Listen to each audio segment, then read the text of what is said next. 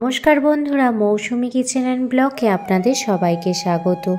আজ আমি half cup Gobindobhog চালের সঙ্গে 1 চামচ ঘি মিশিয়ে দুর্দান্ত স্বাদের একটি রেসিপি আপনাদের সাথে শেয়ার করব। রেসিপিটি বানানোর জন্য দেখুন, প্রথমে কড়াইতে হাফ কাপ গোবিন্দভোগ চাল দিয়ে দিয়েছি।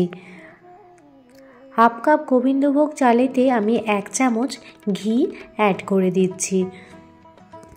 এবার গ্যাসের ফ্লেম লো টু মিডিয়াম রেখে ঘি দিয়ে গোবিন্দভোগ চালটা ভালোভাবে ভেজে নেব। অবশ্যই এই রেসিপিটি বানানোর ক্ষেত্রে গোবিন্দভোগ চাল নিতে হবে, তাহলে দেখবেন সারা বাড়ি গোবিন্দভোগ চালের গন্ধে মম করছে। তখন দেখবেন চালের কালারটা চেঞ্জ হয়ে গেছে আর চালগুলো ঝরঝরে হয়ে গেছে। এই সময় চালটা একটি প্লেটে নামিয়ে নেবেন। চাল ঠান্ডা হয়ে গেলে একটি মিক্সার গ্রাইন্ডার নিয়ে নিয়েছি। মিক্সার গ্রাইন্ডারে ভালোভাবে চালটা গুঁড়িয়ে নেব। এই কাজটি আপনারা সিলবাটাতেও করতে পারেন, তাতে কোনো অসুবিধা নেই। দেখুন, মিক্সার গ্রাইন্ডারে খুব সুন্দরভাবে গুঁড়িয়ে নিয়েছি চালটা। আর একটু দানা দানা ভাব থাকলেই বেশি ভালো লাগবে খেতে, সেজন্য একদম মিহি গোড়ায়নি। দেখুন, কড়াই নিয়ে নিয়েছি আর কড়াইতে দেখুন 1.5 কাপ মতো দুধ দিয়ে দিচ্ছি। যেহেতু হাফ কাপ গোবিন্দভোগ চাল নিয়েছিলাম, তারই পরিবর্তে 1.5 কাপ দুধ নিয়ে নিলাম। দুধটা ফুটতে শুরু হয়ে গেছে। এই সময় গোবিন্দভোগ যে চালটা মিক্সার গ্রাইন্ডারে গুঁড়িয়েছিলাম, সেই গোবিন্দভোগ চালের গুঁড়োটা দিয়ে দিচ্ছি।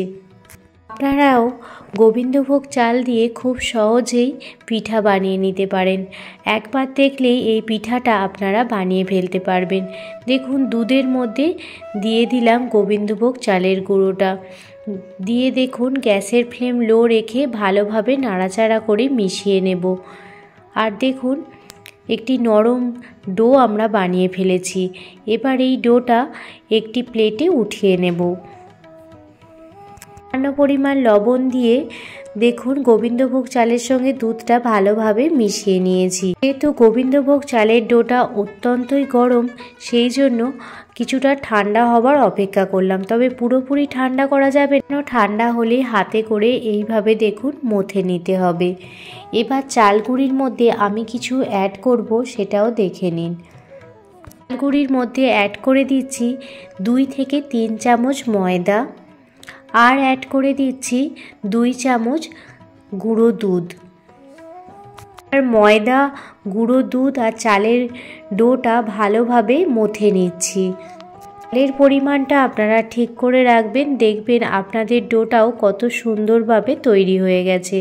আর দেখুন, কথা বলতে বলতে ডোটা কত সুন্দরভাবে রেডি হয়ে গেছে। এবার এই ডোটা 10 মিনিট রেস্টে রাখার পর এখান থেকে এবার দেখুন লেচি কেটে নিচ্ছি। লেচি কাটার আগে 2 হাতের তালুতে সাদা তেল লাগিয়ে নিয়েছিলাম। এতে দেখবেন পিঠেগুলো গোল করতে খুবই সুবিধা হবে। এবার দেখুন, ডো থেকে সামান্য পরিমাণ অংশ কেটে নিয়েছি আর ভালোভাবে গোল করে দিয়ে চ্যাপ্টা করে দিচ্ছি। এইভাবে প্রত্যেকটি পিঠাই বানিয়ে নেব। আপনারা চাইলে বিভিন্ন রকম শেপ দিতেই পারেন। এই পিঠাগুলি দেখতে যতটা সুন্দর হয়, খেতেও এর থেকেও বেশি ভালো হয়। আর দেখুন, আরেকটি পিঠা আপনাদের বানিয়ে দেখাচ্ছি। খেতে জাস্ট দুর্দান্ত হয়। লুচি, রুটি, পরোটা সবের সাথে এই পিঠাগুলি খেতে দুর্দান্ত লাগে। আপনারাও একবার বাড়িতে ট্রাই করুন, আশা করছি আপনাদেরও খুব ভালো লাগবে। দেখুন, এইভাবে আমি সমস্ত পিঠা বানিয়ে নিয়েছি। আপনারা চাইলে লম্বা বা অন্য কিছু শেপও দিতে পারেন, তাতে কোনো সমস্যা নেই। ডো থেকে সমস্ত লেচি কেটে নেওয়া হয়ে গেছে। এবার একটি কড়াইতে পরিমাণ মতো জল দিয়ে দিলাম। আর জল দিয়ে দেওয়ার পর তাতে দিয়ে দিচ্ছি খেজুরের গুড়। এই সময় বাজারে খুব সহজেই খেজুরের গুড় পাওয়া যায় আর খুব টাটকাও পাওয়া যায়, সেই জন্য খেজুরের গুড় দিয়ে দিয়েছি। আর গুড়টা দেখুন গলতে শুরু হয়ে গেছে। 5 থেকে 10 মিনিট ভালোভাবে ফুটিয়ে নেব। এখানে আদার্স কোনো জলের ব্যবহার করিনি। আপনারা দেখতেই পাচ্ছেন জলের ওপর যে সাদা সাদা ফেনা অংশটা আছে, সেই অংশটা কিন্তু আমি ফেলে দেব।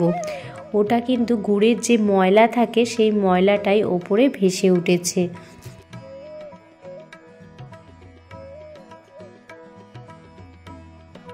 গুড়ের যে শিরাটা বানাচ্ছি, সেটা কিন্তু খুব আঠালো হবে না, একটু পাতলা পাতলাই এই শিরাটি রাখতে হবে।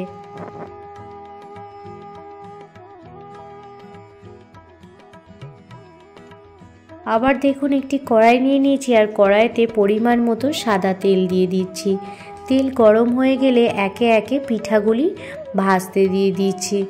পিঠাগুলি ভাজার সময় খেয়াল রাখবেন গ্যাসের ফ্লেম লো করে রেখে পিঠাগুলি কিন্তু আপনারা দেবেন। হাই ফ্লেমে পিঠাগুলি ভাজতে যাবে না, তাহলে ওপরটা লাল হয়ে যাবে আর ভিতরটা কাঁচা থেকে যাবে। ব্যাচে ভাজার জন্য 6টা পিঠা দিয়ে দিয়েছি। একটা পিঠার এক পিঠটা হয়ে গেলে অপর পিঠটাও উল্টে নিতে হবে। দেখুন পিঠাগুলি কতটা পরিমাণ ফুলে গেছে। এবার পিঠাগুলি এক এক করে উল্টে দিচ্ছি। কিন্তু দেখে বুঝবেই না যে ভেতরে নারকেল আর গুড়ের পুর ভরা আছে। পিঠাগুলি এক এক করে উল্টে নিচ্ছি। আর কত সুন্দর লাগছে তাই না পিঠাগুলি। এই রকম লো টু মিডিয়াম আছে পিঠাগুলি ভেজে নিতে হবে, ততক্ষণ না পর্যন্ত পিঠাগুলি পুরোপুরি লাল হয়ে যায়। তবে গ্যাসের ফ্লেম হাই করবেন না, তাহলে তাড়াতাড়ি লাল হয়ে যাবে ঠিকই, কিন্তু ভেতরটা কাঁচা থেকে যাবে। এইভাবে দেখুন উল্টে পাল্টে ভালোভাবে ভেজে নিচ্ছি। দেখতেই পাচ্ছেন পিঠাগুলি অনেকটাই কিন্তু লাল লাল হয়ে এসেছে। আর কিছুক্ষণ হলেই পিঠাগুলি আমি প্লেটে সার্ভ করে দেব। পিঠাগুলির হালকা কালার চলে এসেছে। আরও কিছুক্ষণ পিঠাগুলি ভালোভাবে ভেজে নেব।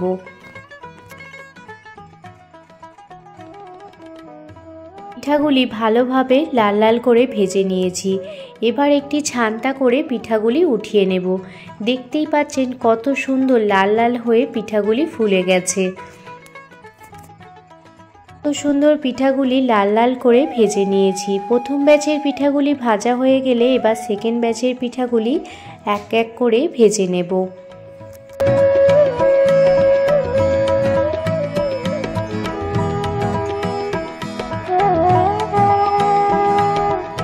পিঠাগুলি খেজুর গুড়ের রসের মধ্যে দেখুন দিয়ে দিচ্ছি। খেজুর গুড়ের রসের মধ্যে দিয়ে দেওয়ার পর রসটা যাতে ভালোভাবে ঢুকে যায় সেই জন্য গ্যাসের ফ্লেম জ্বালিয়ে নিয়ে হাই ফ্লেমে 5 থেকে 10 মিনিট ফুটিয়ে নেব। আর দেখুন সেকেন্ড ব্যাচের পিঠাগুলিও তৈরি হচ্ছে আর সেগুলোও ভাজা হয়ে গেছে।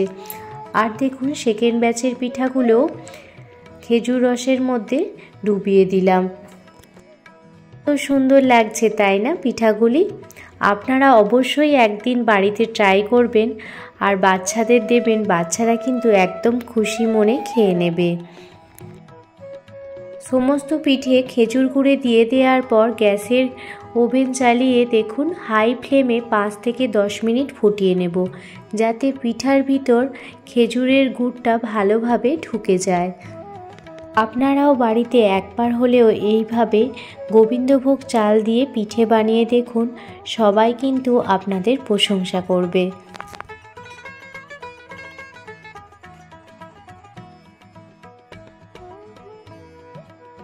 পিঠাগুলি হয়ে গেছে। এবার একটি ঢাকনা দিয়ে পিঠাগুলি 1 থেকে 2 ঘন্টা রসের মধ্যে ভিজিয়ে রেখে দেব। এবার পিঠাগুলি একটি প্লেটে সার্ভ করে দিচ্ছি।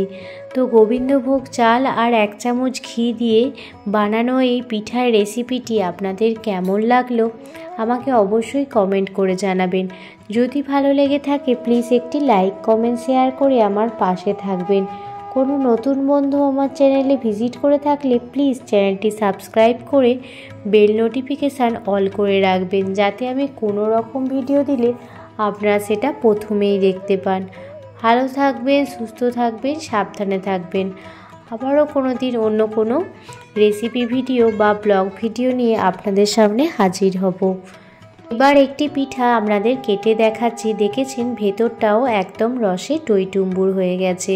সারা রাত ভেজালে আরও সুন্দর নরম এবং রসময় তৈরি হয়ে যাবে।